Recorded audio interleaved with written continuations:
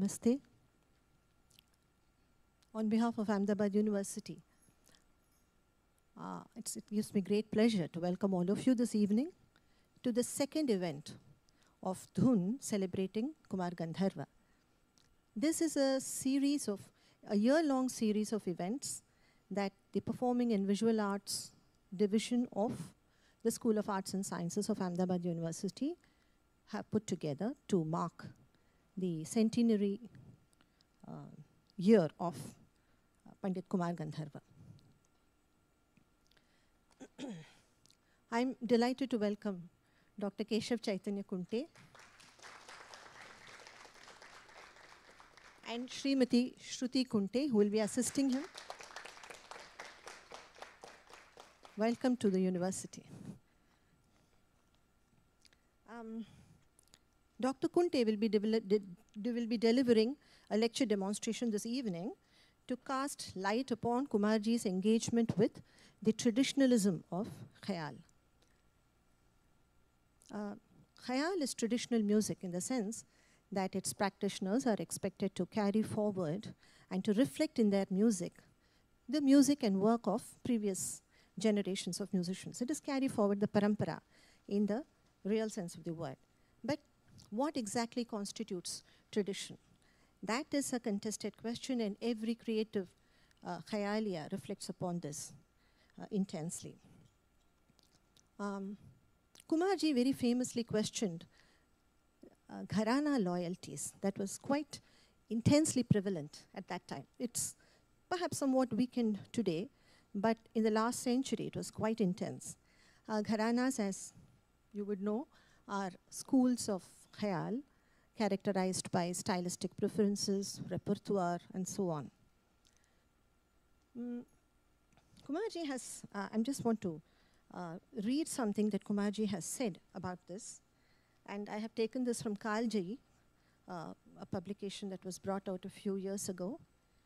And this is Kumarji. He says, एक घराने के आकार को समझने के बाद दूसरे घरानों के आकार को समझने की योग्यता भी आ जानी चाहिए.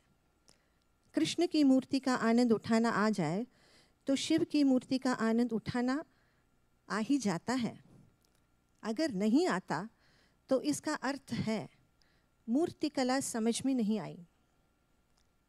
किराना घराने के आकार को समझने के बाद गायक उसी में उलझा रहता है. पंजाब के आकार को समझने का प्रयत्न ही नहीं करता. कला के क्षेत्र में सुविधा के लिए किसी एक ही दुकान का ग्राहक बन जाने से काम नहीं चल सकता. But more than through his words, and he did speak quite a lot, but more than that, through his music and his sheer musical oeuvre, he questioned many aspects. He challenged many aspects of the tradition that Khayal is. But equally, he was also a very intense traditionalist in many other respects. And I think this is a paradox at the heart of his creative genius, which I have requested Dr. Kunte to explore. Dr. Kunte will also talk about Jod Ragas that Kumarji created. Jod Ragas are a beautiful color in the world of Hindustani music. We don't have them in Carnatic music, and I believe they may not even be possible in Carnatic music. So with these words, I welcome all of you again, and particularly Dr. Kunte and Shruti Kunte, and may I request our Dean, Dr. Raghavan Rangarajan, to please welcome them.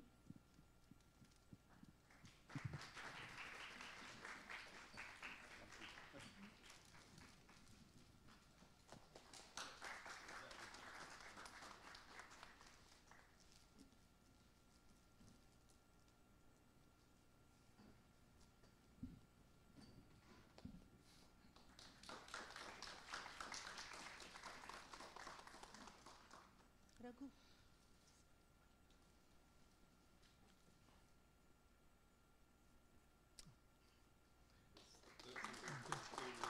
Thank you. I invite Prarthana Iyer. She is a student of our university to introduce Dr. Kunte. And after the introduction, may I request you to please start your presentation. Good evening. It gives me immense pleasure to introduce our artist for today, Dr. Keshav Chaitanya Kunte. Dr. Kunte is a performer, composer, educator, and musicologist. In addition to a prolific performing career as a harmonium player, Dr. Kunte has authored 4 books, edited 5, and published countless research articles. As a composer, he has covered a wide range of genres in the Hindustani tradition, including khayal, tarana, sargam geet, thumri, bhajan, and many more. As a harmonium player, he has toured the US, Australia, New Zealand, Israel, and Japan. He has also spearheaded several initiatives as a creative musician and a scholar. He is an assistant professor and guru at the Center of Performing Arts, that is the Lalit Kala Kendra Gurukul, at Savitribai Phule Pune University, and the founder-director of the Dr. Ashok Da Ranade Archives of Performing Arts and Culture, based in Pune. He has received the Govind Rao Patwardhan Harmonium Award, the Keshav Rao Bhole Composer Award, the Vasantotsav Award, the Rohini Bhate Award for Dance Music Compositions, and the Music Forum Research Award, among many others. Before we begin, I kindly request the audience to switch off their mobiles or place them on silent for the duration of this lecture demonstration. Thank you.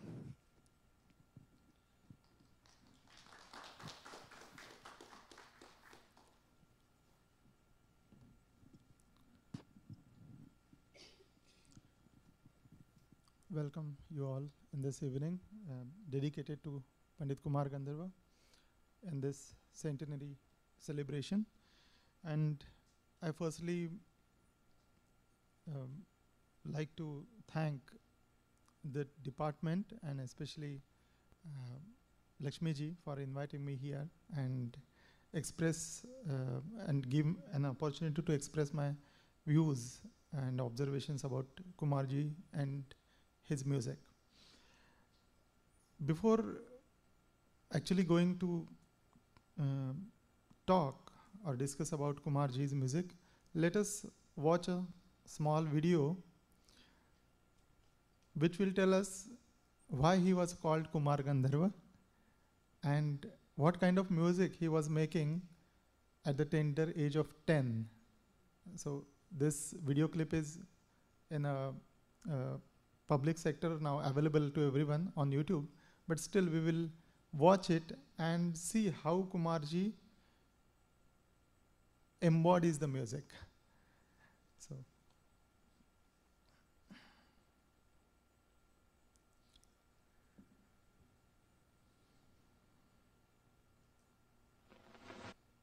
there is a small announcement. Kumar गांधर्व एक सुरीली धुन सुनाएगा जो professor Deodhar के Indian school of music का एक खास चेला है।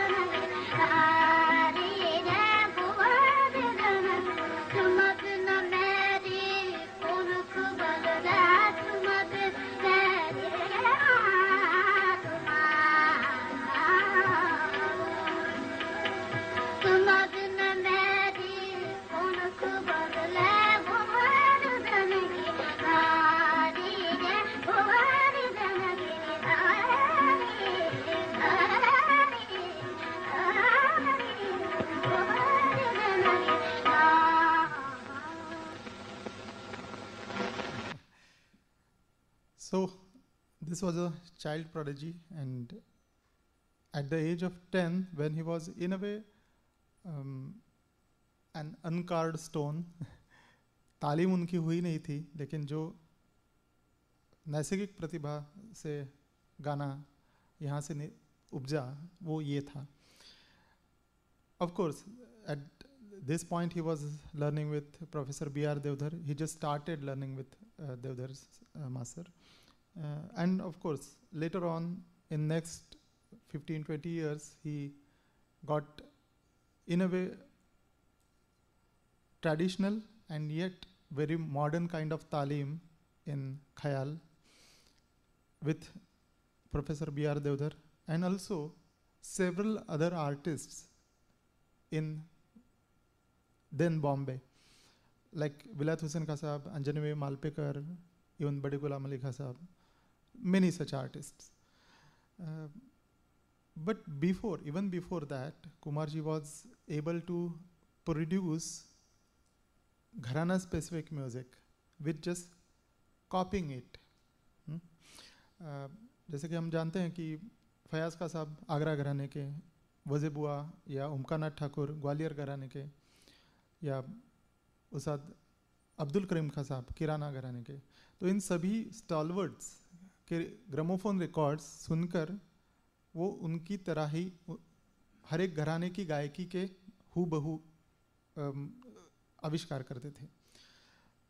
एक इसका किस्सा भी देखने लायक है कि एक बार किसी ने ऐसे कहा कि इस बच्चे को आपने बहुत चढ़ा के रखा है, ये क्या सुनता है और गाता है, ये तो नकल उतारता है, इसमें क्या ओरिजिनल क्या है. तो पंडित ओमकारनाथ ठाकुर जी, जो एक तरह से उनके चाचा गुरु थे, क्योंकि वो भी पंडित विष्णु दिगंबर पलुस्कर जी के ही शिष्य थे और देवधर साहब भी, तो ओमकारनाथ जी ने कहा कि नहीं, ऐसा नहीं है, ये अद्भुत बालक है, ये सिर्फ नकल नहीं करता. तो उन्होंने चैलेंज दिया कि मैं राग गाऊंगा और अब देखिए कि ये बच्चा कैसे गाता है. So Omkarnath ji went on singing several ragas and several compositions which were not heard by Kumar ji earlier. और बहुत पेचीदार भी राग कुछ उन्होंने, जैसे लंकेश्वरी वगैरह राग गाए, और कुमार जी उसका इलेबोरेशन करते गए. एक बार सुना और उसका इलेबोरेशन शुरू हुआ. So that kind of musical genius Kumar ji had. And of course ये जो म्यूजिकल जीनियस रहा, उसको एक घराने की कन्फाइनमेंट में डालना शुरू हुआ जब तालीम शुरू हुई. तो अब यहाँ घराने की जो चौखट है उसके साथ कुमार जी का व्यवहार किस तरह रहा, और बाद में जब वो अपनी स्वयं की प्रतिभा से गाने लगे तो क्या हुआ, ये बातें हम देखेंगे. तो इसके पहले हम ये देखेंगे कि घराना क्या है. जैसे आप स्लाइड में देख सकते हैं कि प्राइमरली घराना ये शब्द हम इस्तेमाल करते हैं फैमिली लीनिएज जिस अर्थ से. संगीत में इसका अर्थ है स्कूल ऑफ थॉट और pedagogical framework, of course a brand, क्योंकि फलाना घराने से आप हैं ये देखकर आपका ऑडियंस आता है. सो इन अ वे उसका एक तरह से मार्केट ओरिएंटेड फ्रेमवर्क भी है घराना. अब म्यूज़िक की तरफ से देखें तो एक घराने के कलाकार अगर होते हैं तो क्या क्या वो कॉमनली शेयर करते हैं. तो ऑफ कोर्स स्किल सेट, आवाज़ लगाने का तरीका, एम्बलिशमेंट्स का तरीका, विस्तार करने की क्रियाएं जो होती हैं उसकी एक पद्धति. Then of course format of presentation. अब जैसे कि किराना घराना अगर लें तो वहाँ ख्याल बढ़त अंग से गाया जाएगा, जयपुर है तो उपज अंग से गाया जाएगा. तो format of presentation also depends on the घराना. सिमिलरली सेट ऑफ राग, ताल एंड बंदिश, कॉम्पोजिशंस. तो हम जानते हैं कि हर एक घराने में कुछ खास रागों पर ही जोर दिया जाता है, तालीम देते वक्त भी और परफॉर्मेंस के वक्त भी. अब जैसे कि ग्वालियर में हमीर, छायानट, कामोद इस तरह के राग हैं, और उनको गाने का भी एक अपना एक ढंग है ग्वालियर घराने का. ऑन द अदर हैंड किराना घराने लें तो वहाँ अधिकतर सीधे राग जो होते हैं जिसमें बढ़त अंक से हम आसानी से जा सकते हैं एंड इमोटिव कंटेंट उसमें ज़्यादा हो, ऐसे राग आएंगे। लेकिन जयपुर अत्रौली घराना, अल्लाह दिया खां साहब का घराना देखें तो पेचीदा राग ज़्यादा है उसमें, जोड़ राग, ललिता गौरी, रायसा कन्नड़, तो कॉमन राग है वो नहीं गाएंगे वो, ऐसे मिश्र या अनवट राग वो गाएंगे। तो सेट ऑफ राग, ताल एंड कॉम्पोजिशन, ये भी एक घराने की एक सीमा रेखा होती है। And of course musical ideology and musical aesthetics, एक तरह से हमारे सांगीतिक विचार जो हैं वो घराने से ही बनते हैं। एक मैं आपको सिमिली देता हूँ कि किसी भी एक परिवार में, कुटुंब में हमारी परवरिश जब होती है तो नेचुरली हम उसी कुटुंब के जो आचार विचार हैं उसके दायरे में ही चलते हैं। ऑफ कोर्स जब हम बाहर की दुनिया देखते हैं तो हम थोड़ा रैशनली देखने लगते हैं, क्वेश्चन भी करने लगते हैं कि जो रीति रिवाज चलते आ रहे हैं हमारे घर में क्या वो सही है या वो मुझे भी इसी प्रकार से व्यवहार करना है। तो यही बात हुई कुमार जी के बारे में। उन्होंने परंपरा का गाना तो अपना लिया, लेकिन बाद में ये वो सोचने लगे कि मैं ये क्यों गा रहा हूँ। तो इसका एक प्रसंग भी बताया जाता है कि वो बहुत ही अस्वस्थ थे कि मैं जो कर रहा हूँ वो तोतागिरी है। Like during his age 20 to 22 कि सब गाना अच्छी तरह से आया है, परंपरा का तालीम भी हो चुकी है, और as a performer he was sparkling performer since it teenage, तो उसमें तो कोई दिक्कत नहीं थी। लेकिन फिर भी वो नाखुश थे अपने से ही कि जो मैं कुछ गा रहा हूँ वो मेरा गाना नहीं है, मैं सिर्फ नकल ही उतार रहा हूँ, मुझे कुछ अलग कहना है। और इसके बारे में बताया जाता है कि वो उनके मित्र थे, मामा साहब मुजुमदार इंदौर में थे, और वो स्वयं अच्छे गायक थे, उस्ताद रजब अली खां साहब के शागिर्द थे। तो उनके यहाँ वो रहने गए थे और लगातार 7 दिन वो भीमपलास गाते रहे, और उनको ये एक तरह से रिविलेशन हुआ कि अब मुझे मेरा गाना आ गया, अब ये मेरा गाना है। And that was a quite different style. Of course ये जो कुमार जी की नई शैली थी वो एक्सेप्ट ऐसे इजीली नहीं हुई, क्योंकि जो परंपरावादी लोग थे उन्होंने उसको बिल्कुल ही एक्सेप्ट नहीं किया। लेकिन एक ऐसा भी वर्ग था जो कुमार जी के इस नए विचार को समझने की कोशिश कर रहा था, और उसको एक तरह से अपलिफ्टमेंट भी मिल गया। तो मेरे विचार में घराना, गायकी और परंपरा, ये 3 शब्द मैं कुछ अलग अलग अर्थ से इस्तेमाल करता हूँ। घराना अगर कहें तो मेरा मतलब सिर्फ फैमिली लिनिएज से है। तो अगर हम अल्लाह दिया खां साहब का घराना ऐसे कहेंगे तो वो अब ख़त्म हुआ है, क्योंकि उनके घराने में एक्चुअल फैमिली लिनेज में कोई गाता नहीं है। हाँ, लेकिन उनकी गायकी जो है वो आज भी लोग गा रहे हैं, और उनकी परंपरा आज भी है। तो अल्लाह दिया खां साहब की परंपरा आज भी है, लेकिन उनका घराना आज नहीं है। दूसरा एक मैं उदाहरण देता हूँ कि रामपुर सैसवान घराना जो है वो घराना आज भी चल रहा है, क्योंकि उसके जो खलीफा एक तरह से हैं राशिद खां साहब हैं, उस घराने से हैं, फैमिली लीनियज से हैं। तो उस घराने के हैं, लेकिन वो गायकी गाते हैं उस घराने की, तो that is a questionable thing. क्योंकि रामपुर सैसवान की जो पहली गायकी थी पहले ज़माने में, माने उस्ताद निसार हुसैन खां साहब, मुश्ताक हुसैन खां साहब या हाफिज़ अहमद खां साहब, ये जो लोग गाते थे उससे कुछ अलग राशिद खां साहब ने अपने गायन की शक्ल बनाई है, क्योंकि उन पर दूसरे कुछ इम्पैक्ट्स भी थे।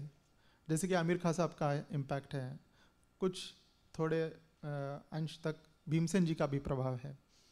तो नेचुरली उनकी गायकी जो है वो सिर्फ रामपुर सैसवान घराने की नहीं है। There is of course gharana gives a certain liberty to the individual performer to make a niche of his own interpretation of the गायकी, और ये कुमार जी से भी पहले होता आ रहा है। अब जैसे कि कुमार जी के पहले ही विष्णु दिगंबर पलुस्कर जी के शिष्यों के उदाहरण लें तो विनायक बुआ पटवर्धन, नारायण राव व्यास, ओमकारनाथ ठाकुर जी, ये तीन ही अगर शिष्य लें तो तीनों की गायकी थोड़ी थोड़ी अलग है, आवाज़ लगाने का तरीका अलग है। लेकिन ऑफ कोर्स जो मैंने पहले बताया कि जो 5 एलिमेंट्स घराने में शेयर किए जाते हैं कॉमनली, वो तो सेम थे। राग ताल, बंदिशों का चयन, डेवलपमेंटल स्टाइल, वो तो सभी मुद्दे एक तरीके से थे, लेकिन उनका म्यूजिकल एस्थेटिक्स अलग था। और उनके भी पहले पीढ़ी में एक तरह से हम देख सकते हैं कि विशेष रूप से महाराष्ट्र में देखें तो भास्कर बुआ बखले और वजे बुआ जैसे गायक थे जो एक तरह से समग्रतावादी गायक थे। उन्होंने अलग अलग घरानों से जो अलग अलग बातें हैं, अलग खुशबू है, वो इकट्ठा की और अपने गायकी की एक अलग सी गढ़ाई बनाई। तो ये प्रोसेस कुमार जी से पहले भी शुरू हुआ था। तो कुमार जी का वैशिष्ट्य या विशेषता क्या है? तो उन्होंने इस प्रोसेस को जिस ऊंचाई पर जाकर पहुंचाया और एक तरह से इस प्रोसेस का फाइनल एक एपिटोम जैसे हम कह सकते हैं, वो कुमार जी थे। अब आगे जाते हैं। जैसे यहाँ आप देख सकते हैं कि मैंने जो घराने हैं अलग अलग, उनका 3 ग्रुप्स में एक रखवा है, क्लासिफिकेशन सॉर्ट ऑफ किया है कि कव्वाल बच्चे परंपरा से निकले हुए घराने, जिसमें हम ग्वालियर, रामपुर सैसवान, दिल्ली, पटियाला, ये सब घराने देख सकते हैं। तो एक ग्रुप है वो। दूसरा ग्रुप है ध्रुपद ओरिएंटेड या ध्रुपद इन्फ्लुएंस्ड घरानों का, जिसमें आगरा, अतरौली, मथुरा और खुर्जा, ये घराने आते हैं। And of course there is third group which is more romantic in nature, वो है किराना, भेंडी बाजार, मेवाती, कुंवर श्याम ट्रेडिशन, ये सब घरानों का इनकी गायकी का। तो आगे जाके मैं थोड़ा सा विश्लेषण करना चाहूँगा कि जो डॉक्टर अशोक रानडे जी ने बहुत अच्छी तरह से उनकी किताब में एक्सप्लेन किया है। उन्होंने घरानों का 2 तरह से विश्लेषण किया है कि कुछ घराने हैं या टेंडेंसीज हैं जो विस्तारवादी है, विस्तार प्रधानता से काम करते हैं, और कुछ है वो तीव्रीकरणवादी हैं, इंटेंसिफिकेशन करते हैं। तो एक्चुअली विस्तारवादी जो घराने हैं उसमें ग्वालियर, रामपुर सैसवान, जयपुर, अतरौली ये आते हैं, और इंटेंसिफिकेशन में किराना, आगरा, भेंडी बाजार ये आते हैं। अब मज़े की बात यह है कि कुमार जी ने कंटेंट जो था वो विस्तारवादी ग्वालियर घराने से लिया था, लेकिन उनका एक्सप्रेशन जो था वो तीव्रीकरणवादी घराने से ताल्लुकात रखता है। तो एक तरह say that was internal amalgamation of various aspects of gharanas. अब इसका कारण एक भी था कि उनको तालीम ऐसी ही मिली थी, अलग अलग लोगों से अलग अलग बातें उनको मिली थी बचपन से ही। तो अब देखना है कि कुमार जी ने इस घराना व्यवस्था से क्या किया, उसका क्या किया उन्होंने। तो हम थोड़ा सुनते हैं। पहले एक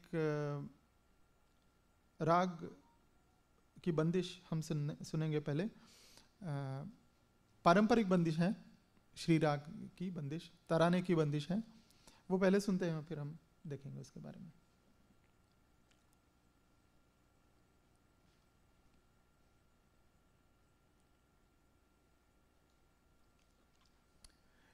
ये फुल स्क्रीन हो सकता है वीडियो? माने यहाँ अभी 3-3 फ्रेम्स दिख रहे हैं ना? हाँ, यस।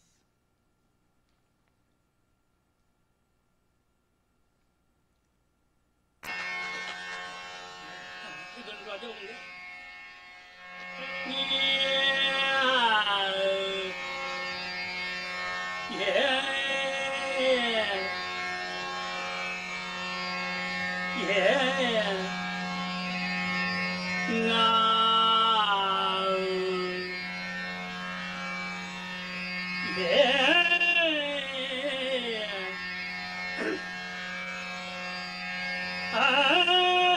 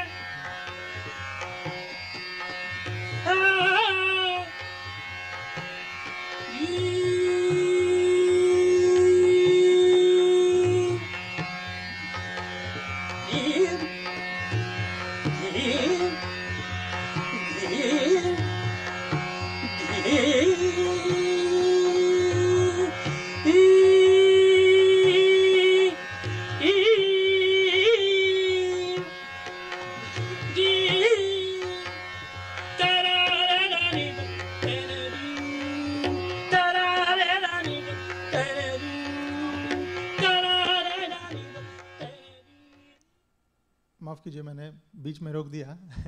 हमारे पास समय कम है तो थोड़े थोड़े अंश ही हम देखेंगे। अब यहाँ आपने देखा होगा कि पारंपरिक तरह नहीं है, लेकिन इसकी प्रस्तुति बहुत ही अलग हुई है। तो किस कारण ये अलग लगती है? वैसे देखा जाए तो उसका मेलोडिक स्ट्रक्चर जो है उसकी ताल के साथ जो रचना है वो तो जैसे है वैसे ही है, उसमें कोई बदलाव कुमार जी ने लाया नहीं है, या श्री राग के रूप में भी कुछ उन्होंने खिलवाड़ नहीं किया है, वो भी शास्त्र शुद्ध है, ऐसा ही है। तो फिर नया क्या है कि जिससे ये अलग लगता है? तो 3-4 मुद्दे हम इस स्पेशली इस प्रेजेंटेशन के बारे में देख सकते हैं। एक तो आपने देखा होगा कि there is a gradual unfoldment of the composition. Usually परंपरा क्या कहती है कि पहले पूरी स्थायी अंतरा गाना है आपको, तो ये कुमार जी ने कभी भी नहीं किया है। हाँ, विलंबित ख्याल में वो करते थे, पूरी अस्थाई गाते थे, लेकिन मध्य लय की और द्रुत लय की बंदिश में वो कभी नहीं करते थे। वो हर एक लाइन एक्सप्लोर करते करते आपके सामने अनफोल्ड करते थे, like he is telling a story. तो हम पूरी की पूरा कहानी 2-3 लाइन में ऐसे पहले ही बता डालेंगे तो बाद में क्या होगा। तो ही elaborates the story plot by plot. He introduces various characters like the phrases. And of course, I sense a very strong dimension of painting and architecture. Like, अब उनको देखते हैं तो आपको लगता है कि वो कोई चित्र निकाल रहे हैं। अब ये क्यों आता है? क्योंकि he leaves out spaces in between. तो रिपीटेशन बहुत ही अलग तरह से वो करते हैं, माने एक ही लाइन को दोहराना, बार बार दोहराना, तो एक तरह से जो स्पेस है, म्यूजिकल स्पेस वो बनाते हैं, उसमें वो आकार स्पष्ट करते जाते हैं, उसकी आउटलाइन, और फिर उसके डिटेल्स वो भरने लगते हैं। तो रिपीटेशन का काम बहुत ही इम्पॉर्टेंट है उनके गाने में। और दूसरी बात यह है कि प्रेग्नेंट पॉजेस हैं, बीच बीच में वो आवर्तन ऐसे छोड़ देते हैं। अब ये आपको पारंपरिक गाने में बहुत कम मिलेगा। लगातार गायक गाते रहते हैं, उसमें बीच में पॉजेस बहुत ही कम आपको मिलेंगे पहले वाले लोगों के गाने में। कुमार जी ने इसका बहुत ही थॉटफुल यूज किया है। तो use of repetition and pauses, and that makes his music in a way very much different, and it has a sort of architectural structure, because he uses some phrases like motive or a kind of structure on which he built the further structure. So that is a very important aspect. तो आगे की slide हम देखते हैं। तो यहाँ पहले तो मुझे लगता है कि कुमार जी का अप्रोच था वो इंक्लूसिव अप्रोच था परंपरा के बारे में। तो उनके गाने में अगर आप राग देखें या बंदिशी देखें तो अलग अलग परंपरा से हैं। तालीम सिर्फ ग्वालियर घराने से हुई है ऐसा नहीं है, उन्होंने अलग अलग परंपरा से अलग अलग बंदिशें ली हैं। आगरे की बंदिशें वो गाते थे, किराने की गाते थे, जयपुर की गाते थे, पटियाले की भी गाते थे, लेकिन उन्होंने उस घराने में जिस तरह से गाया जाता है वो नहीं गाया है। मैंने एक मज़े की बात आपको बताता हूँ कि कई सारे गवई ऐसे हैं जिन्होंने 2-3 घराने से तालीम ली है। अब जैसे कि हमारे गजानन बुआ जोशी जी, उनको 3 घराने की तालीम थी, ग्वालियर, आगरा, जयपुर। और वो क्या करते थे, हर एक राग जिस घराने से ताल्लुकात रखता है उस प्रकार से वो गाएंगे।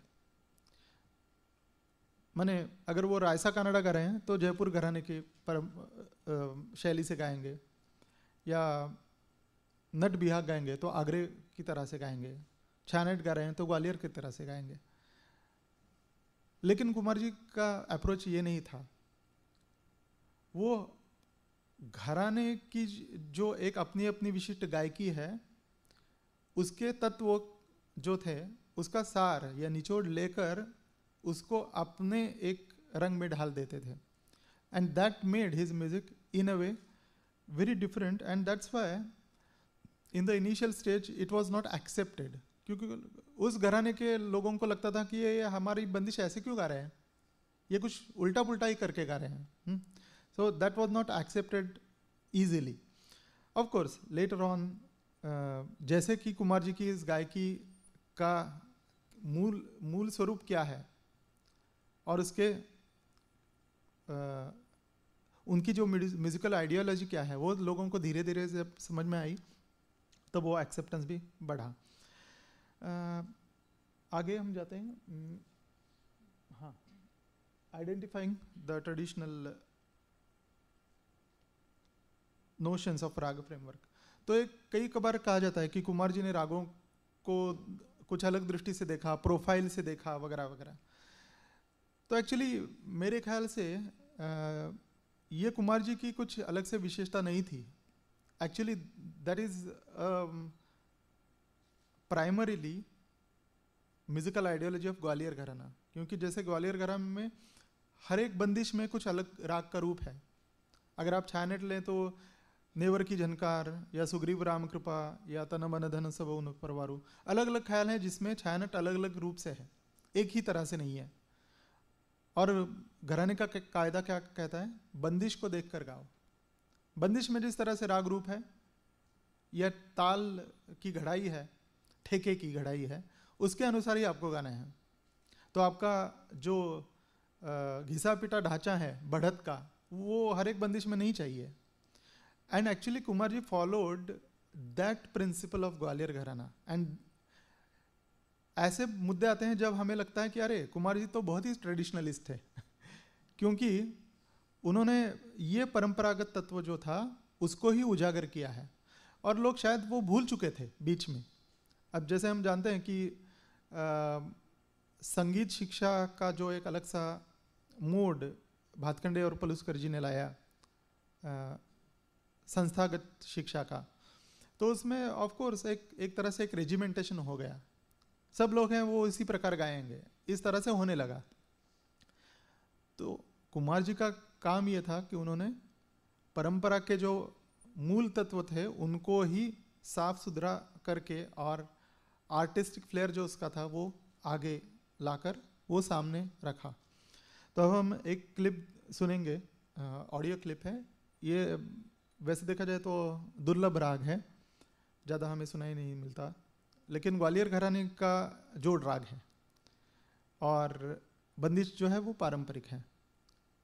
मुल्तानी धनाश्री, मुल्तानी श्री ये राग है, सुनेंगे।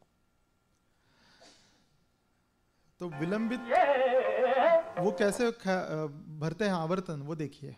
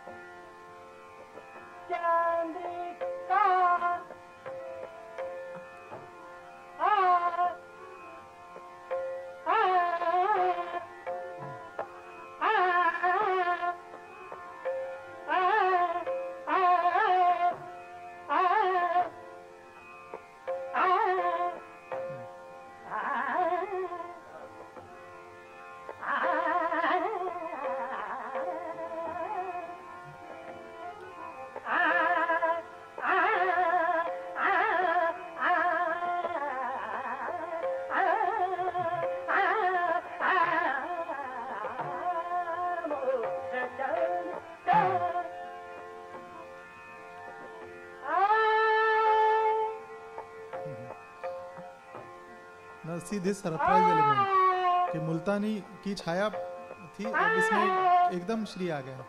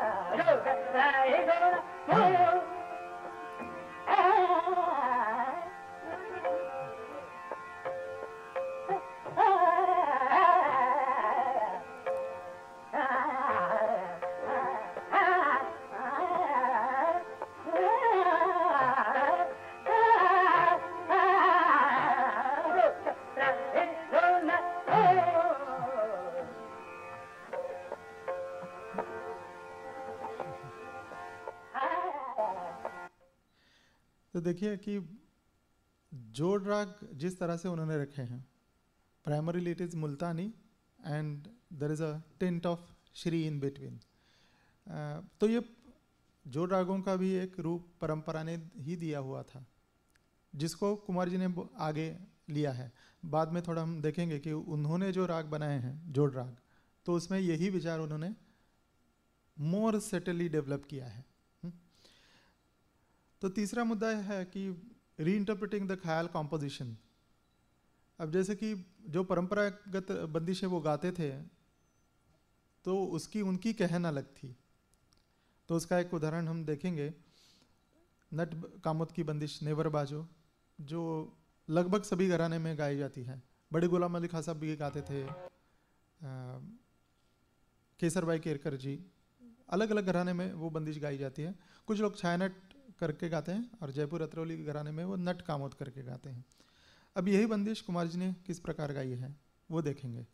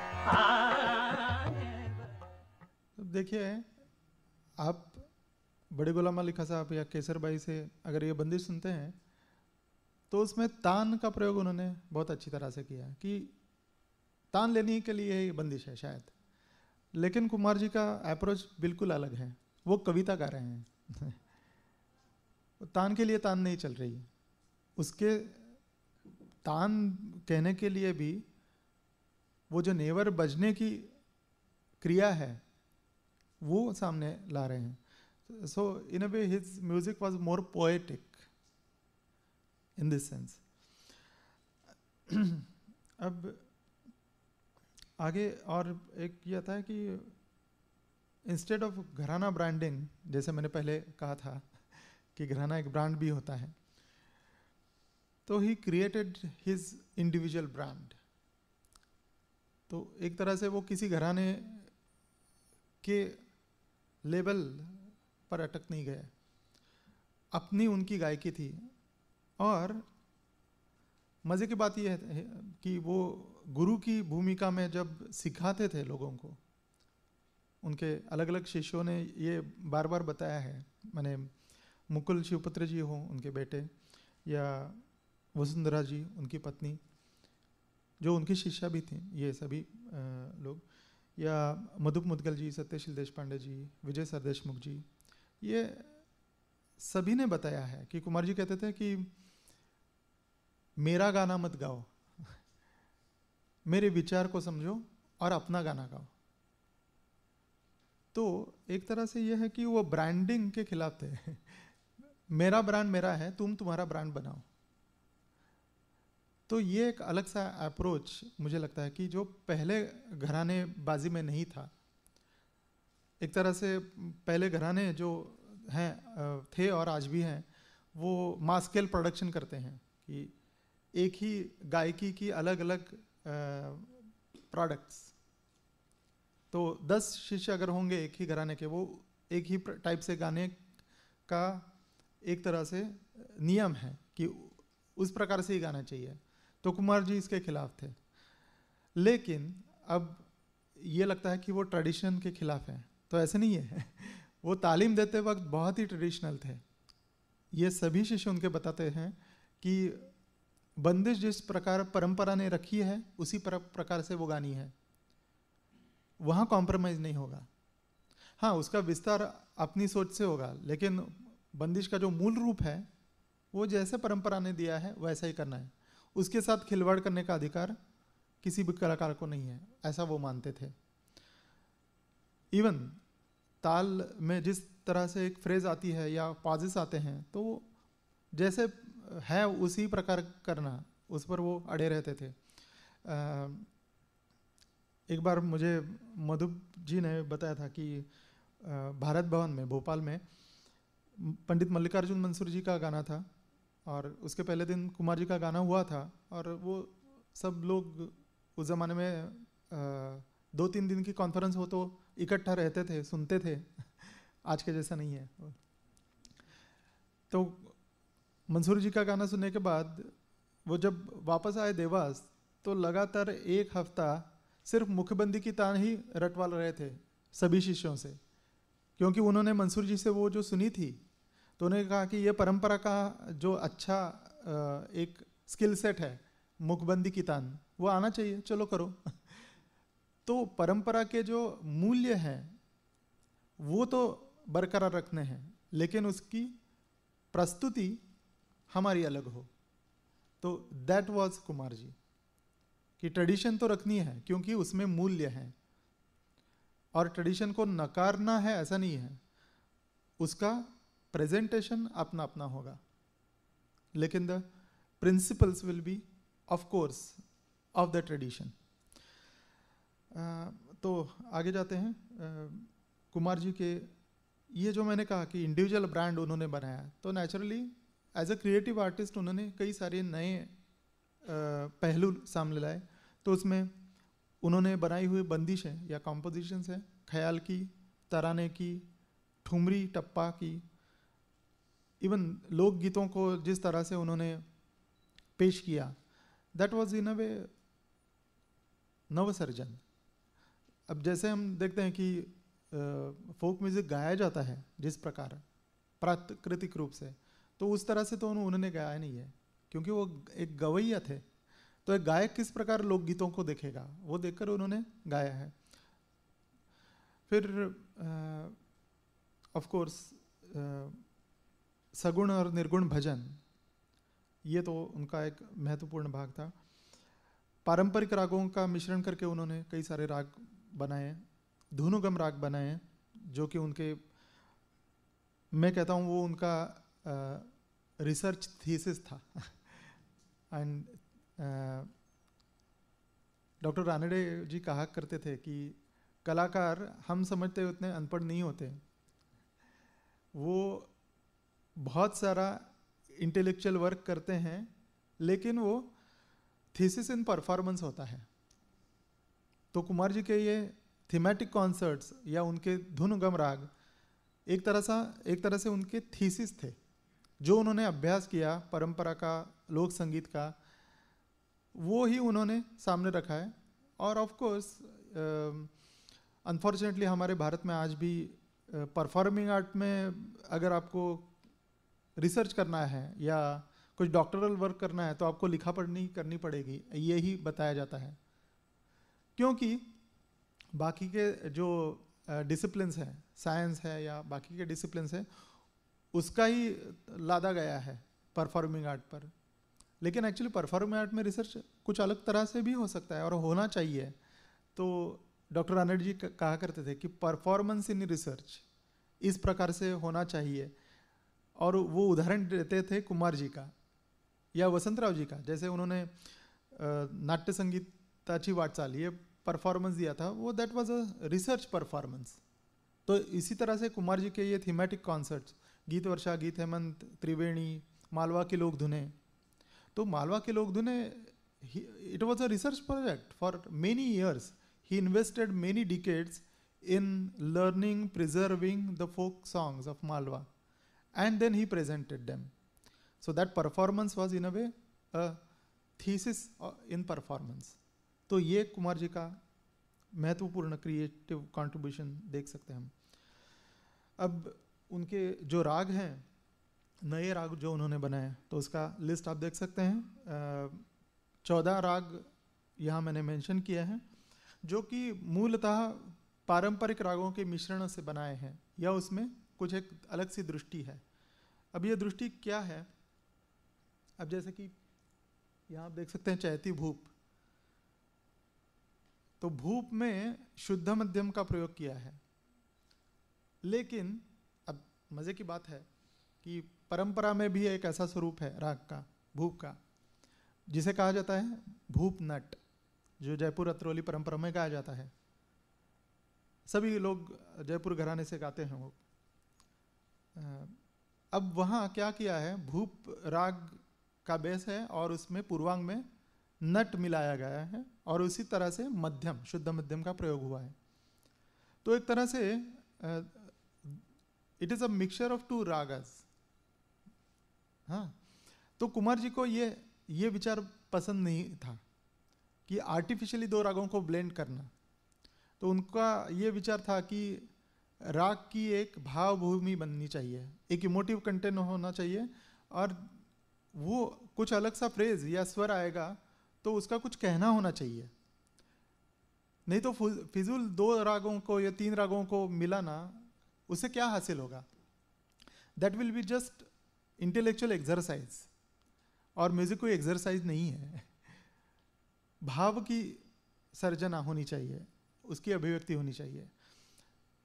तो हम देख सकते हैं कि चैती भूप में उन्होंने मध्यम जिस तरह से लगाया है, अब उसकी बंदिश में ही वो उसका मर्म छिपा है। अब उन्होंने कहा है चैती भूप, क्योंकि वो चैत के महीने में जो निमोरिका माने नीम के जो फूल और फल उगते हैं, उसका बहुत ही सुगंध फैलता है और उससे कोई भी व्यक्ति थोड़ी सी मदमस्त होती है। अगर आप मालवा में रहेंगे देहात में तो आप ये महसूस करेंगे कि उसकी जो खुशबू होती है बहुत मस्त करने वाली होती है। तो उसी पर उन्होंने बंदिश किए हैं, निमोरिका मोरा।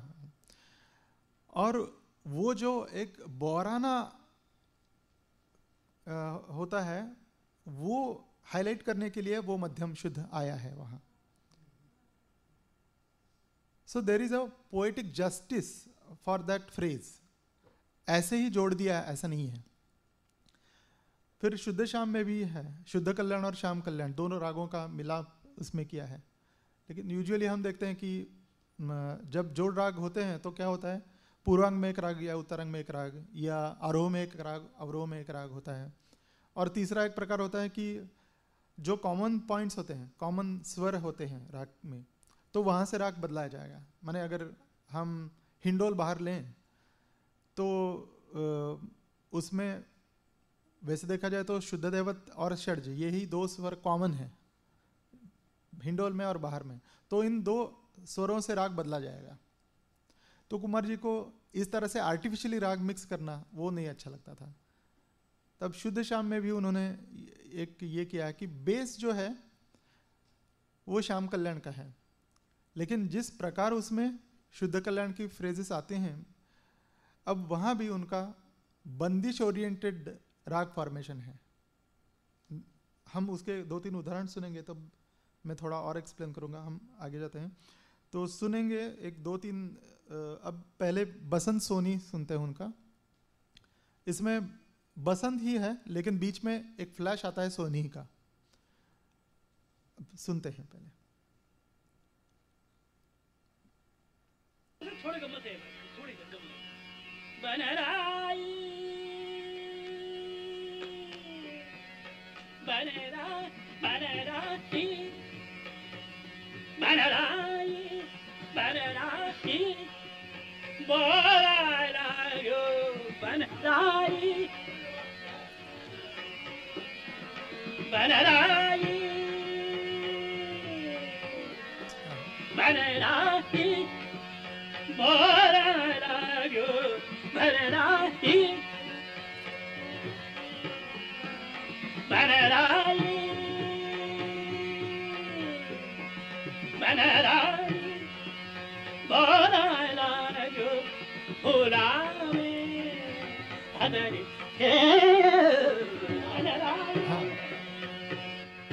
बिल्कुल ही अनएक्सपेक्टेडली सोनी आता है यहाँ। बनराई बोरायो भोला में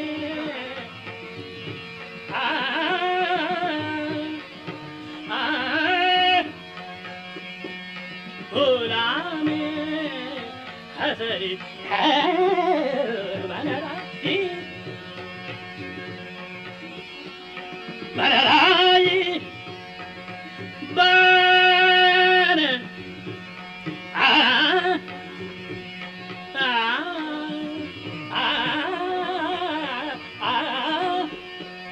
बनराई बोरायो बनराई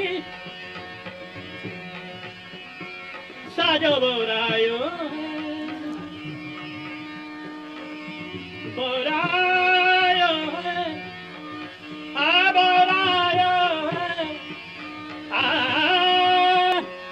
साजो बोरायो पाती जरा लागे लागे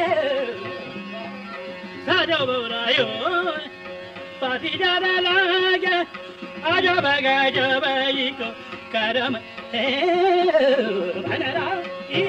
हा बसंता सोनी, ह्याचा आडनाव बसंता सोनी। आडनाव। तब देखिए कि जो बंदिश में वर्णन किया है उसको जस्टिफाई करने के लिए 2 राग मिलाए गए हैं। तो again his thought is poetic thought rather than grammatical formation of ragas. दूसरा उदाहरण हम देखते हैं शुद्ध श्याम का। उसमें भी एक तरह से बंदिश के रूप को सामने रखकर राग जोड़े गए हैं। उसके बारे में एक प्रसंग बहुत मज़े का है। वो बम्बई में उनके प्रोग्राम के लिए गए थे और वो प्रोग्राम एक्चुअली आयोजित किया था किसी एक कलाकार ने ही। और कुमार जी तो वक्त के बहुत पाबंद थे कि बिल्कुल समय पर कार्यक्रम शुरू करना, समाप्त करना। तो प्रोग्राम के पहले तानपुरा वगैरह मिलाने के लिए 1.5 घंटा पहले जाते थे ऑडिटोरियम के यहाँ। तो गए तो कोई भी नहीं था वहाँ। दरी बिछाने वाले भी नहीं थे। तो थोड़ा सा वो नाराज हुए कि अरे हम यहाँ आए हैं और कलाकार है जिसने बुलाया तो उसको तो ये पता होना चाहिए। तो मुझे बुला के पूछो ना रे, मुझे बुलाया और पूछा भी नहीं कि अरे। तो ये जो उनका फीलिंग है वो बताने के लिए उन्होंने वो बंदिश बनाई है। तो सुनते हैं।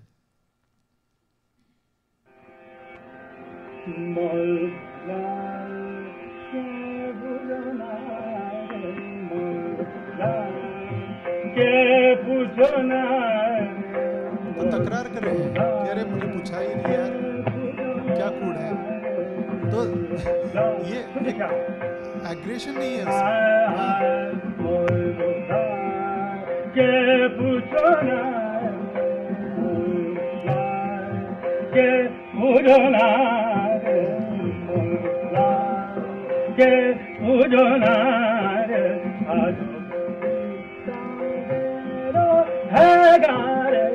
अजब रीत तेरो है गारा ये क्या रीत है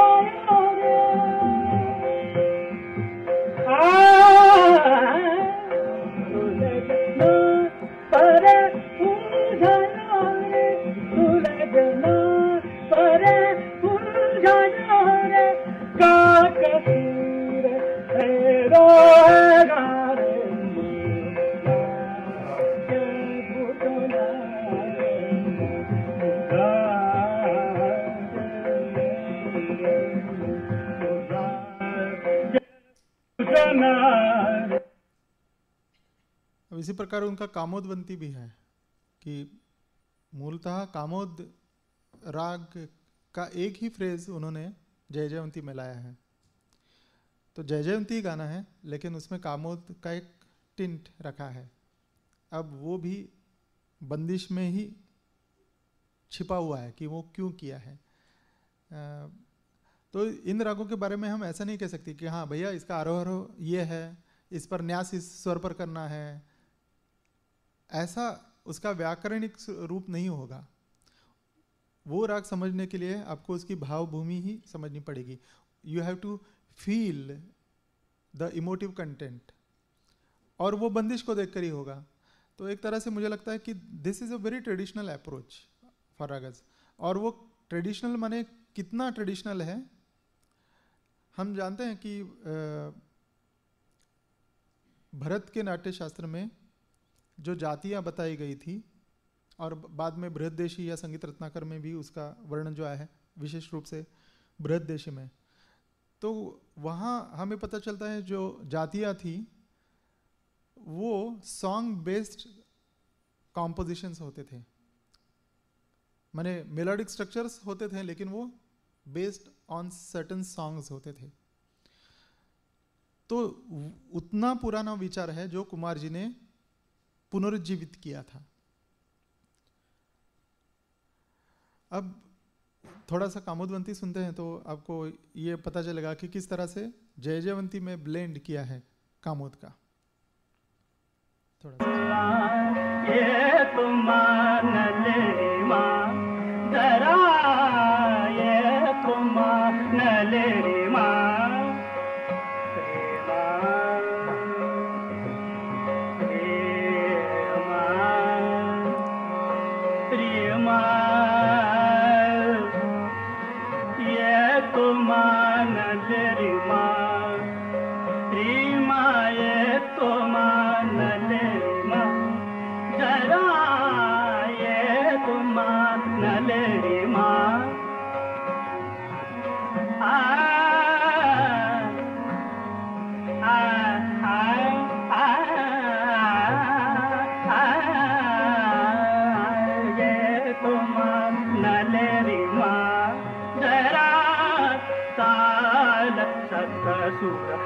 लगाओ नो बनो तो ये नलरी माँ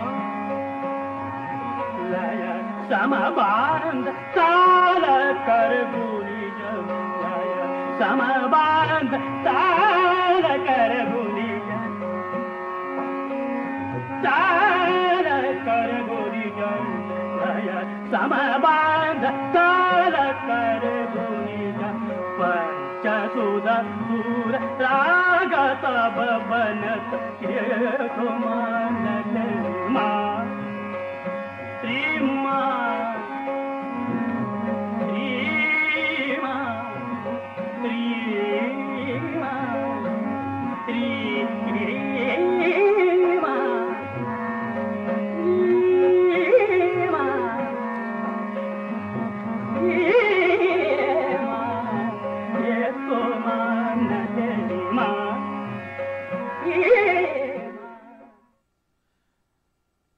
अब थोड़ा देखते हैं कुमार जी के धुनुगम रागों के बारे में।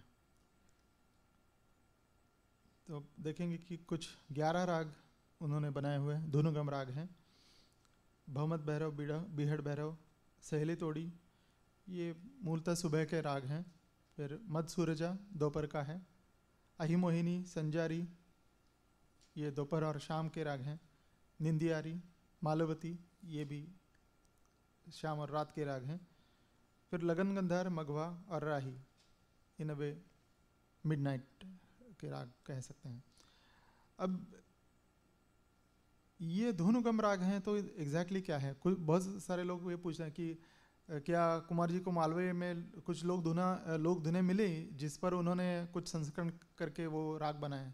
तो ऐसा नहीं है एक्चुअली। किसी एक विशिष्ट धुन में उसका आपको ओरिजिन नहीं मिलेगा। अलग अलग धुनों का जो कुमार जी ने परिष्करण किया तो उससे वो राग बने हैं, एक ही कुछ धुन नहीं है वो। Of course certain elements are can be found in certain folk tune. अब जैसे कि मद सूरजा है तो एक आध दो धुन ऐसे हैं मालवा की जिसमें आपको सिमिलर फ्रेजेस मिलेंगे, लेकिन उसके आधार पर कुमार जी ने बहुत ही कुछ अलग विचार से उसका निर्माण किया है। तो एक दो उदाहरण हम सुनेंगे। लगन गंधार सुनते हैं संजय रेणु को। अब यहाँ जिस तरह से उन्होंने गंधार के 3 दर्जे और निषाद के 3 दर्जे इस्तेमाल किया है, अब ये कहना उचित होगा कि ये खास तौर पर लोक संगीत की बात है। स्टैंडर्ड स्वर स्थान जिसको कहते हैं वो लोक संगीत में लगभग नहीं होते। वहाँ के स्वर स्थान बहुत ही अलग होते हैं, अलग हमें लगते हैं अब, क्योंकि एक तरह से हमारा संगीत अब परिष्कृत संगीत है, इसलिए कल्चर्ड म्यूजिक है जिस पर बहुत संस्करण हुआ है, कई शताब्दियों का संस्करण हुआ है, तो हम इस अवस्था में आए हैं। तो अब हम हमारी जड़ को ही अब हमें समझ नहीं पा रहे हैं। हम उसको देखते हैं, अरे ये कुछ उल्टा पुल्टा ही है, यहाँ के सुर हैं वो कुछ समझ में नहीं आ रहा है, ऐसे हमको लगता है। लेकिन वो कुमार जी उस जड़ तक गए और वहाँ के जो स्वर स्थान थे उनका बहुत ही सुंदर रूप उन्होंने समझा और उसको इन रागों में गाया है। अब देखिए वो किस तरह से गंधार की 3 छटाएं और निषाद की 3 छटाएं लगाते हैं।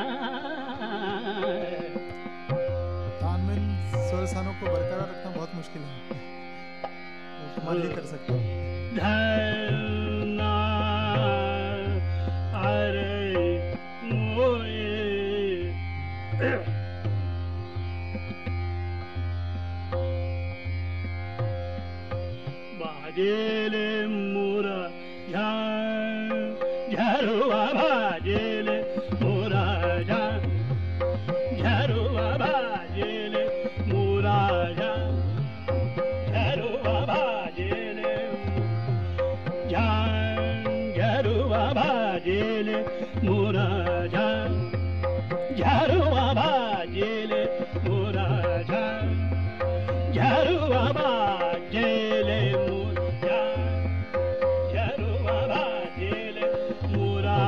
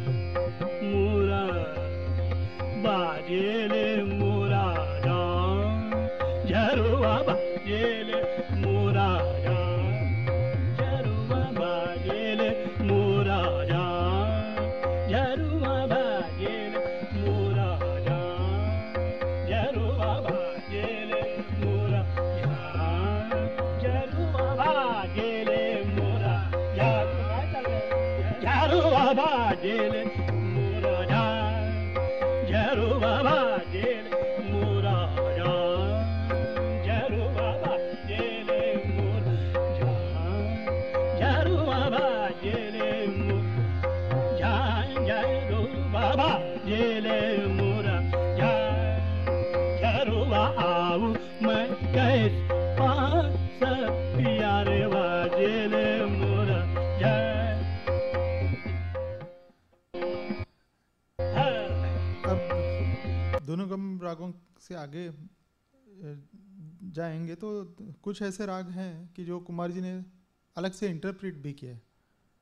परंपरागत ही राग थे, लेकिन उन्होंने कुछ अलग तरह से देखा तो उन्होंने उसको शिव केदार करके कहा है।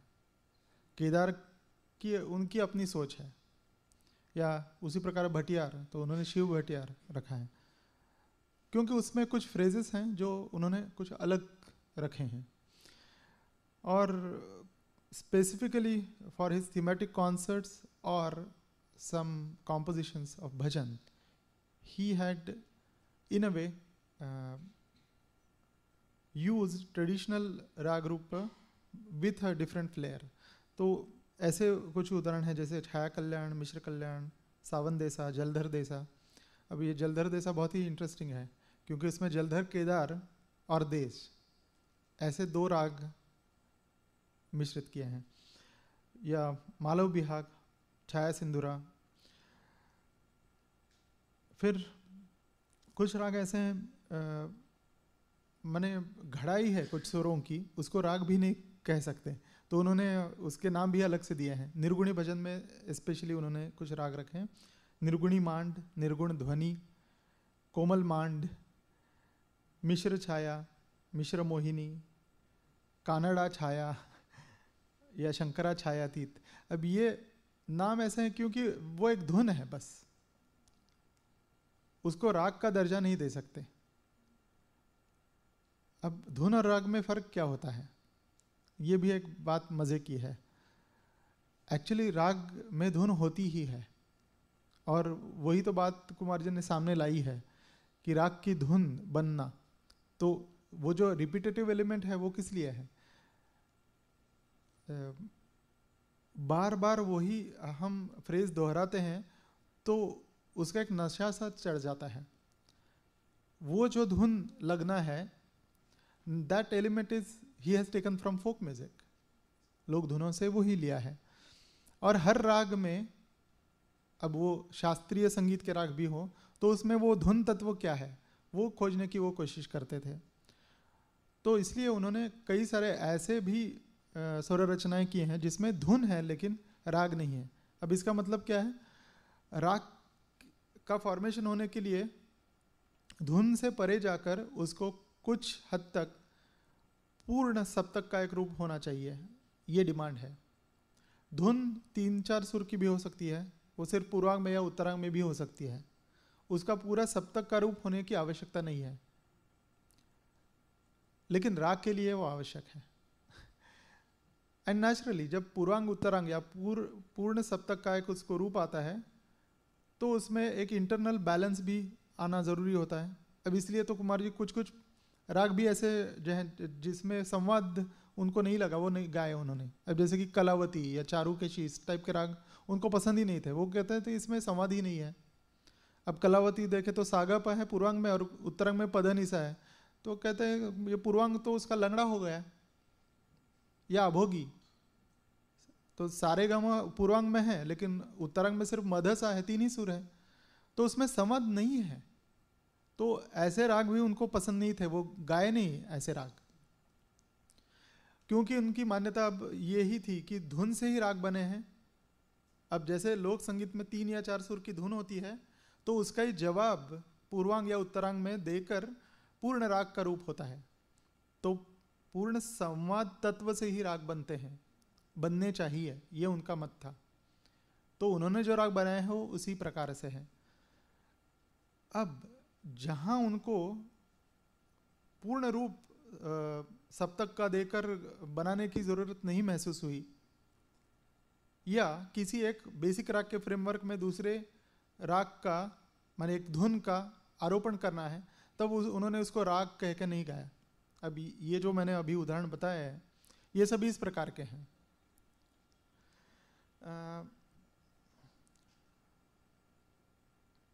तो ये कुछ टेक अवे क्वालिटीज़ मैं कहता हूँ कि कुमार की अब ये जन्मशती है, तो बहुत कुछ हो चुका है उनके बारे में, सोच विचार हो चुका है, लोगों ने उनको बहुत सुना है। उनके बाद लगभग 3-4 पीढ़ी के गायक शिष्य प्रशिष्य के रूप में काम कर चुके हैं, कर रहे हैं आज भी। लेकिन फिर भी मुझे ऐसा लगता है कि कुमार जी के कुछ म्यूज़िकल क्वालिटीज़ हैं जो हमें सदैव सामने रखनी पड़ेगी। उसके विवेचन के पहले मैं कुछ आपको पढ़कर दिखाना चाहता हूँ। मेरे ही एक आर्टिकल में जो स्वर मुद्रा नाम से कुमार जी पर 2 खंड विशेषांक निकले हैं, रजा फाउंडेशन ने प्रकाशित किया है, उसमें मैंने एक लेख लिखा है, कुमार जी का पुनरावलोकन, रिविजिटिंग कुमार जी, इस तरह से। तो उसमें कुछ मैंने लिखा है, वो मैं आपको सुनाता हूँ, जिसमें एक तरह से मेरे विचार से कुमार जी के सांगीतिक व्यक्तित्व को समझने की आज की ये कोशिश है। भारत में आधुनिकतावाद का दौर आया, तब हिंदुस्तानी संगीत भी उस प्रभाव से बच नहीं सका। आधुनिकतावाद के जो लक्षण बताए जाते हैं, उनमें से कई लक्षण कुमार जी में दिखते हैं। आधुनिकतावाद में समष्टि का महत्व से वो कम होता जाता है और व्यक्ति का महत्व अधिक होता है, इंडिविजुअलिटी का प्रोजेक्शन ज़्यादा होता है, जो कुमार जी में हमें दिखता है। एक तरह से उसमें समष्टि के व्यक्ति महत्व कम होते होते हम व्यक्ति सार्वभौम हो गई है, ऐसा देखते हैं। सोवरेनिटी ऑफ अ पर्सन और individual rather than a society. घराने में या पारंपरिक सौंदर्य सिद्धांतों को व्यक्तिगत सौंदर्य मूल्यों द्वारा कुमार जी ने यहाँ प्रस्थापित किया है। ये बात एक तरह से आधुनिकतावाचक है। It is a sign of modernity in Kumar ji. घराने की चौखट को नकारा गया, उसका उल्लंघन हुआ, वैयक्तिक दृष्टिकोण द्वारा घराने की सीमाओं का विस्तार हुआ। ये सभी बातें कुमार जी के पहले से ही शुरू हुई थी। जैसे मैंने बताया कि लगभग हम देख सकते हैं कि ये शुरुआत 1860-70 से ये प्रक्रिया शुरू हुई थी, और उसका मैं मानता हूँ कि एक अल्टीमेट कल्मिनेशन कुमार जी है। कुमार जी ने ये शुरू नहीं किया है, he was the ultimate culmination of this process. पारंपरिक कला मूल्यों का स्थान कलाकार का कर्तृत्व, उसकी कला की मौलिकता और अनन्यता ने ले लिया, और ये सभी बातें कुमार जी के संगीतमय व्यक्तित्व में प्रकट होती हैं। आधुनिकतावाद के कुछ विचार कुमार जी के विचारों से भिन्न भी थे। आधुनिकतावाद या प्रकृति के सामने आत्मसमर्पण करने के बजाय मनुष्य की प्रकृति पर महारत हासिल करने की दुर्दम्य विजिगीषा को महत्व देता है। Modernity in a way tries to conquer the nature and जिससे वैज्ञानिक खोज और आधुनिकीकरण की प्रक्रिया को बढ़ावा मिला। So that was a feature of modernity. किंतु कुमार जी इस विचार के विरोधक थे। कुछ ऐसे एलिमेंट्स हैं जिसमें कुमार जी ने आधुनिकतावाद को भी नकारा है। तो ये एक एलिमेंट मुझे लगता है, उन्होंने हमेशा प्रकृति और प्राकृतिक जीवन का सम्मान किया। इसलिए उनका मानना था कि राग समय से, ऋतु और ऋतु के चक्र से और ऋतु से संबंधित मानवीय भावनाओं से बिल्कुल ही जुड़े हैं। माने वो कहते थे कि शुद्ध सारंग क्या है वो पता करना है तो आपको धूप में, दोपहर की धूप में खड़ा होना पड़ेगा, तो ही आपको पता चलेगा कि वो शुद्ध सारंग का तीव्र मध्यम क्या कहता है। और उस दोपहर की कड़ी धूप के बाद आप जब छांव में आकर बैठते हैं तो जो एक सुख की अनुभूति है वो भीम पलासी है। तो देखिए, रागों की जो समझ है, वो अंडरस्टैंडिंग है, वो उनका बहुत ही प्रकृति के साथ जुड़ा हुआ था। इसलिए वो बताया जाता है कि जब वो फ्रांस गए, एक्चुअली उनको एब्रॉड टूर्स पसंद नहीं थे। एक ही बार वो यूरोप में गए, फ्रांस में, और वहाँ देखा तो रात 9 साढ़े 9 बजे तक सूरज बहुत ही तेज़ धूप से चल रहा है, तो he felt very disturbed with that climate या एटमॉस्फेयर। तो उन्होंने कहा कि मेरा जो राग संगीत है वो यहाँ के लिए नहीं है, मेरे जो राग हैं वो मेरी प्राकृतिक भूमि का रिप्रेजेंटेशन करते हैं। तो मेरा जो भीमपलास है या श्री है वो यहाँ नहीं होगा, यहाँ के लिए कुछ अलग राग बनाने पड़ेंगे। और उन्होंने कहा कि मैं बना भी सकता अगर मैं यहाँ रहता तो, लेकिन मैं यहाँ रहना नहीं चाहता हूँ तो मैं नहीं बनाऊंगा क्योंकि उनको अपना मालवा ही प्रिय था। तो उन्होंने कहा कि हर एक ज्योग्राफी का अपना अपना एक म्यूजिक होता है। अब ये बात भी है देखने लायक है कि यूजुअली हम एक स्टेटमेंट सुनते हैं कई कबार कि music is a universal language. Actually that is a fallacy.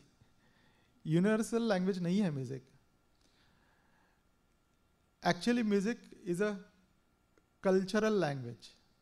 आपको किसी भी विशिष्ट संगीत को अगर समझना है और वो सुनकर उसका मीनिंग समझना है, सिर्फ आस्वाद नहीं लेना है, मीनिंग भी उसका समझना है, तो उसका कल्चर समझना होता है।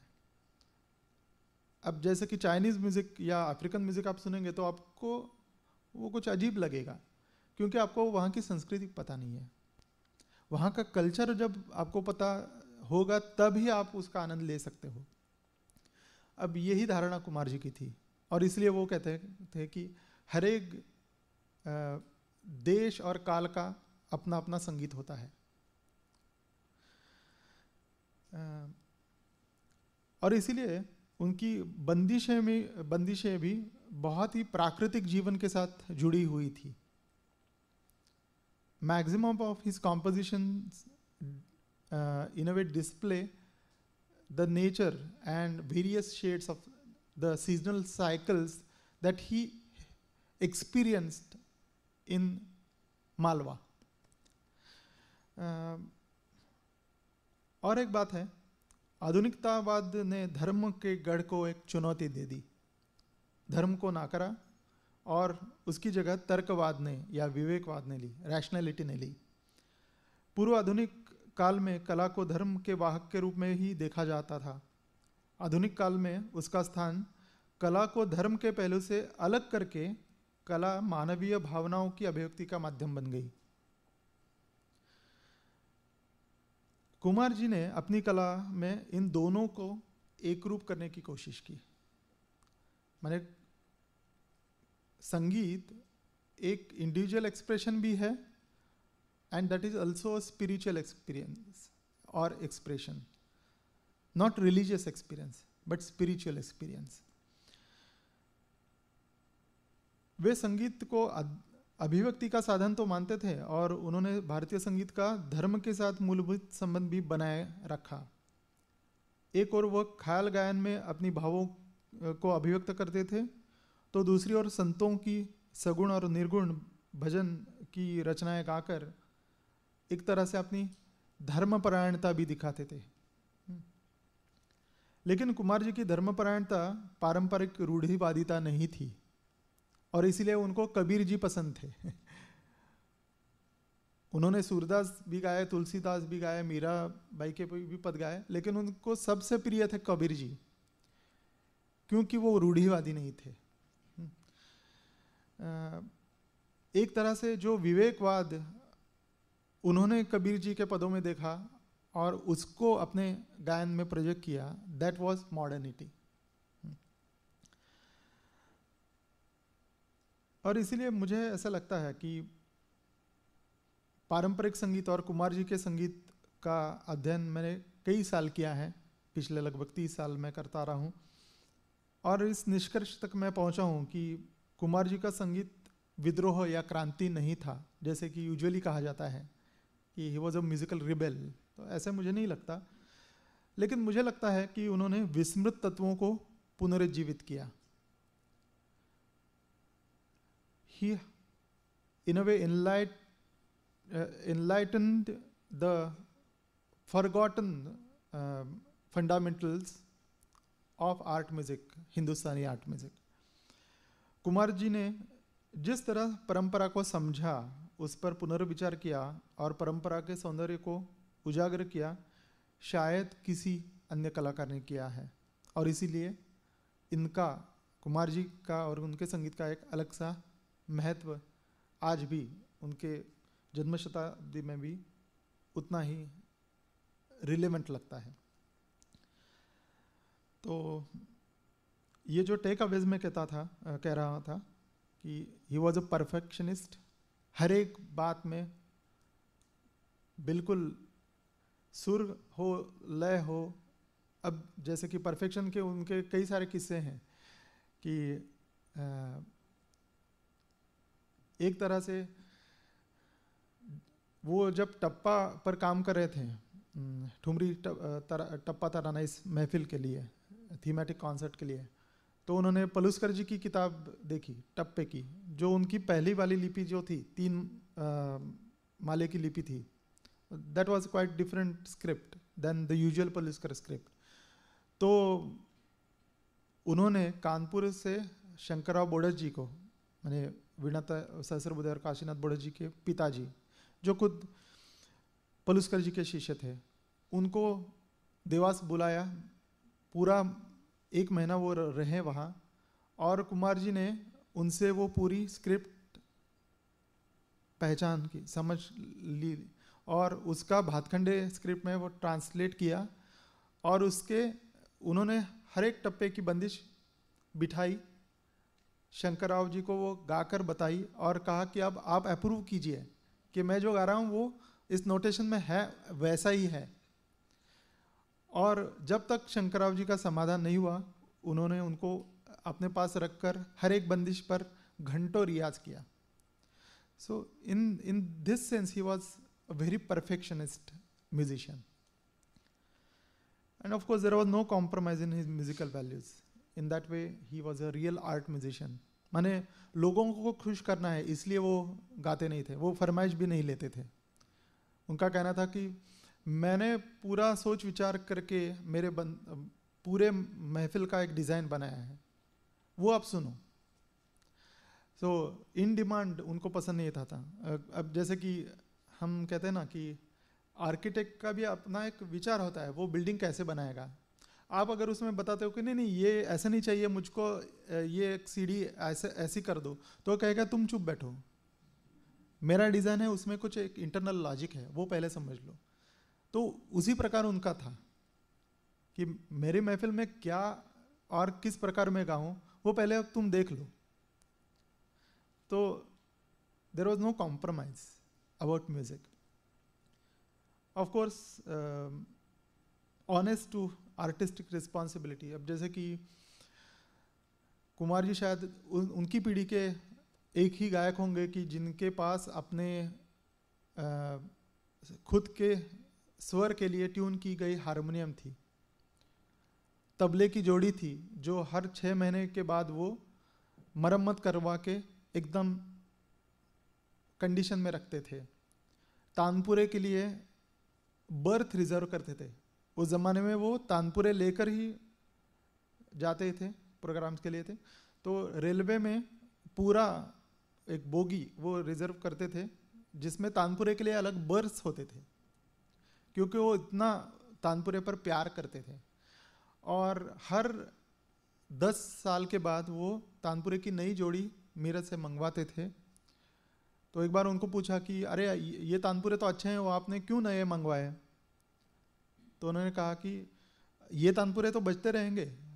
वो कई बार शिष्यों को भी देते थे तानपुरे की जोड़ी, या उनके पास भी रहते थे, लेकिन फिर भी नई जोड़ी किस लिए. तो वो कहते थे हम नहीं तानपुरे मंगवाएंगे तो वो जो आर्टिजन्स हैं तानपुरे बनाने वाले, उनका हुनर कैसे टिकेगा. वो भी करने की रिस्पॉन्सिबिलिटी हम आर्टिस्ट पर ही है. और अब देखिए आज ये हो रहा है कि वो जो स्किल है, ट्रेडिशनल स्किल है म्यूजिकल इंस्ट्रूमेंट बनाने का, वो धीरे धीरे ख़त्म हो चल रहा है, क्योंकि इन ट्रेडिशनल इंस्ट्रूमेंट्स को डिमांड कम होती जा रही है. अब तानपुरे या हमारे पारंपरिक भारतीय वाद्य बनाने वाले लोग बहुत कम रह गए हैं। अब ये विचार कुमार जी ने उस जमाने में किया था और वह हर 10 साल नई जोड़ी बनवाते थे। So this kind of honesty and commitment he had with music, तो ये आज भी हमें सीखने लायक बात लगती है। Prime understanding of time and space, और उसके बारे में भी एक बहुत अच्छा किस्सा है। कुमार जी ने, डॉक्टर श्रीराम लागू उनके बहुत क्या कहते हैं, कुमार जी को पसंद करते थे, उनके गाने को, और मानते थे भी। तो उन्होंने एक फिल्म बनाई, झाकोड़ नाम से, मराठी फिल्म थी। तो उनकी एक इच्छा थी कि कुमार जी का गाना उस फिल्म में आए और स्क्रीन पर भी कुमार जी ही हो। तो उन्होंने उस फिल्म में एक ऐसा दृश्य बनाया कि जब वो हीरो हीरोइन महफिल में जाते हैं और वो गाना सुनते हैं, and that song should be a part of that film. तो जब उन दोनों के मन में अपने परस्पर के बीच आकर्षण पैदा होता है, तो वो गाना वो उसको रिप्रेजेंट करेगा। तो कुमार जी का एक बहुत ही सुंदर मराठी भावगीत है, आज अचानक गाठ पड़े, तो उसका सिलेक्शन हुआ उस प्रसंग के लिए। तो कुमार जी ने पूछा कि आपको फिल्म में ये कितने समय का चाहिए, क्योंकि महफिल में कुमार जी तो 10-12 मिनट तो आराम से गाते थे। उसके 4 स्टांजाज हैं, तो विस्तार कर से कुमार जी गाते थे। उसकी रिकॉर्ड जो है वो भी लगभग 4 या 6 मिनट की है। तो कुमार जी ने पूछा कि फिल्म में तो गाना इतना नहीं होगा, कम होना चाहिए, तो आप बताओ कि कितना समय मुझे गाना है। तो उन्होंने कहा कि 3 मिनट गाना है, और to be precise 2 minute 50 second. तो कहा कि ठीक है, हम एक रिहर्सल करेंगे और टेक लेंगे। तो लागू साहब हैरत में पड़ गए कि एक रिहर्सल में कैसे वो बिल्कुल 3 मिनट में करेंगे। लेकिन कुमार जी ने कहा, आप चिंता मत करो, आप स्टॉप वॉच लगाओ और देखो कि कितना मिनट होता है। तो उन्होंने जो पहले रिहर्स किया वो बिल्कुल 2 मिनट 55 सेकंड था। तो लागू जी ने बताया कि 2 मिनट 55 सेकंड हुआ। कुमार जी ने कहा कि ठीक है, आप टेक कर लीजिए, 2 मिनट 50 सेकंड होगा, और वो हुआ। So he had that complete sense of time and a command on this element of time. और मुझे विजय सर देशमुख जी ने कई बार बताया कि अब आजकल जो आय तबला प्रो होता है उसमें हम BPM ये कर सकते हैं ना, ताल के, कि कितना स्पीड है। उस ज़माने में तो वो नहीं था, लेकिन उस ज़माने में मेट्रोनम होता था। तो कुमार जी वो करते थे लय के बारे में, कि वो देखो कितना लय है उसका, विलंबित झुमरा हो या विलंबित एकताल हो, और उनको स्पेसिफिक लय होना चाहिए होता था हर एक ख्याल के लिए। उनके मन में एक लय का विशिष्ट रूप होता था। तो कई बार वो कहते थे, वो खुद डग्गा लेकर जब ठेका बजाते थे तब कहते थे कि देखो मेट्रोनम में चेक करो कि कितना है, 48 BPM होगा शायद, हाँ, और वो होता था मेट्रोनम। तो ये उनका एक अंदाज लय का। अब और ये मैकेनिकल नहीं था, अंदरूनी था।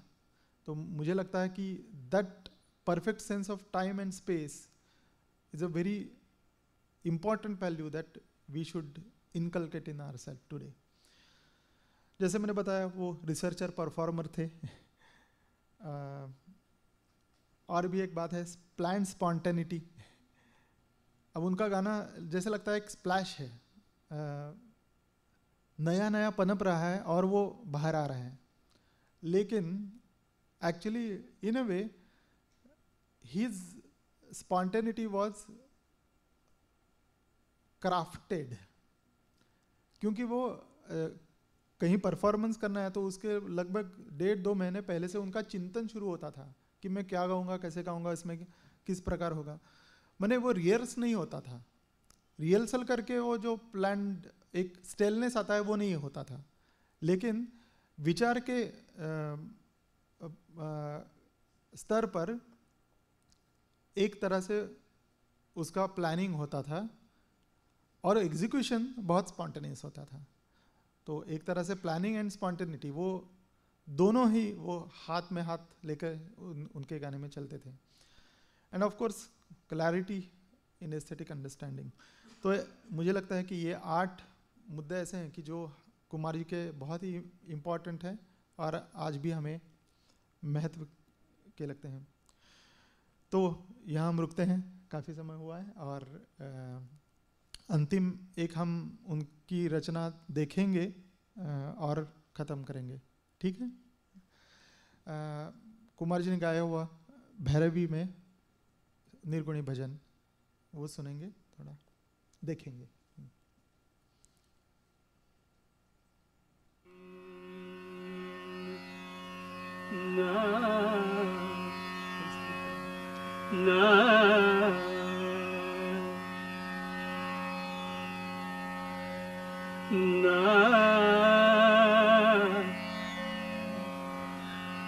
सखिया सखिया आ सखिया सखिया सखिया सखिया सखिया सखिया सखिया सखिया वागर वागर सबसे न्यारा सखिया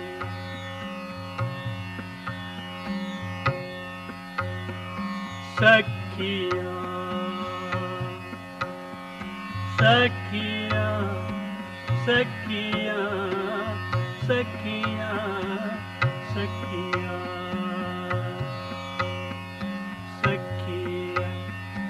वागर सबसे ये न्यारा सखिया सखिया सखिया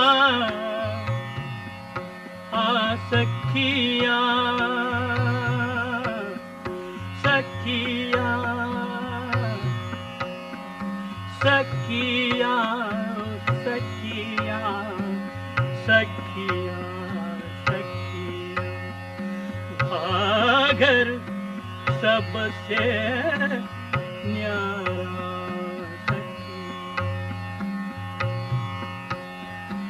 सखिया सखिया सखिया सखिया सखिया वागर सबसे न्यारा सखिया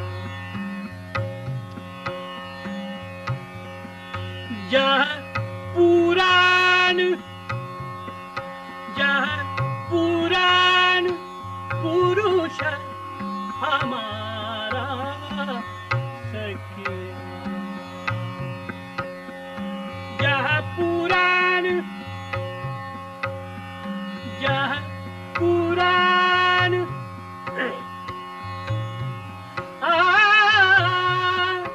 जहाँ पुराण पुरुष हमारा सखिया सखिया सखिया सखिया सखिया सखिया सखिया सखिया सखिया वागर सबसे न्यारा सखिया यह नहीं सुख दुख यह नहीं सुख दुख साच झूठ नहीं जहाँ दुख साच झूठ नहीं, पापन पुण्य पसारा, पापन पुण्य पसारा। नहीं दीन रहना, नहीं दीन रहना, चंद नहीं सूरज, नहीं दीन रहना, चंद नहीं सूरज, बिना ज्योति उजियारा, सखिया वाघर सबसे न्यारा,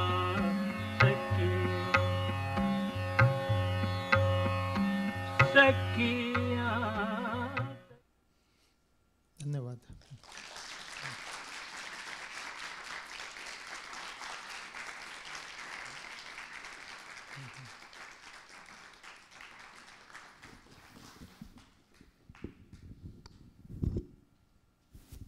Thank you so much for that extremely well put together, very thoughtful and thought-provoking lecture demonstration. And for sharing all your thoughts and your study of Kumarji and the tradition of Khayal. I was particularly struck by your suggestion that the Jod Ragas, the origin or the Udgam of that lay in the poetry. We all know that Kumarji brought Bandish into the center of his Khayal presentation, but apparently this is a new angle to that, and so we really enjoyed it. And there is something great about watching something together as a community, and this beautiful. I mean, we must say that the Black Box is a nice place to to share such experiences. And I must thank Shruti Kunteji for flawlessly executing that department. Obviously a very important aspect of the experience overall. And thanks to all of you for being here. There have been many people are involved obviously in putting this together. I won't go into a long list now, but administration, our dean, the VC, student volunteers, hospitality and others. So I thank all of them, and I thank all you audience for being here. And I hope to see you again at the next, the rest of the events. The next event is on October 27th. We will be watching a few clips there will be a screening of clips of films made on Kumarji. And this is put together by Professor Aditi Dev of Ahmedabad University. We hope to see you there. Thank you, and thank you again.